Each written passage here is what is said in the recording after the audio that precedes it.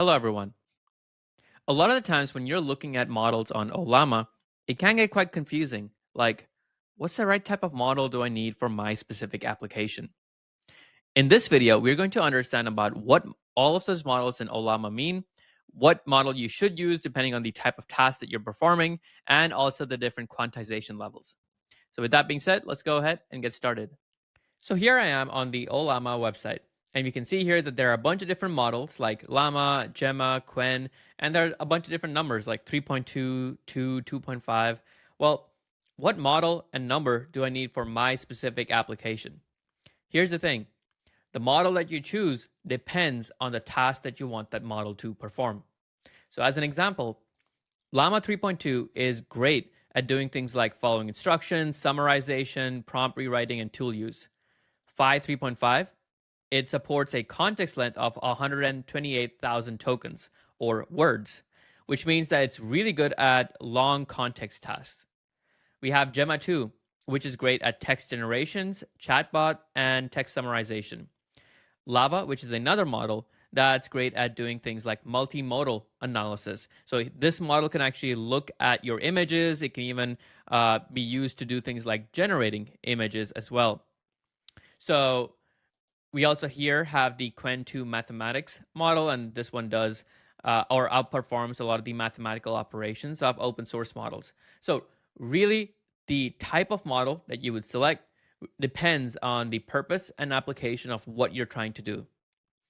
Now, within each model's page, you'll see that there are different tags. Like for the Llama 3.2 model, we have the 1 bill and the 3 bill model.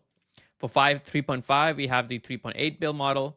For Gemma, we've got the 9 bill, 2 bill, and 27 bill parameter model. Now here we can see the size. So this, as a reminder, is not the storage. This is the VRAM or your GPU memory that you have available. If you select a size, for example, of 16 and you don't really have a GPU, then it might take you a really long time to run inference with the Gemma 2 model. So in circumstances like those, I would recommend just getting the 2 bill parameter model. If you have some maybe CPU specific purpose applications, then I might recommend not the Phi 3, but the QUEN 2.5 model. So this one does have a huge amount of capability. It also supports multilingual, and some of the smaller models like the 1.5 or even the 3 bill models, those are quite performant. So at the end of the day, it really depends on your purpose and your application on what type of model and what your quantization level for your models need to be. Now, here's the thing about OLAMA. You're not just limited to the models that are available on the OLAMA Models page. You also have access to a ton of these models from Hugging Face. So Hugging Face has a repository of all of these different kinds of models like Stable Diffusion or Mochi One for video generation.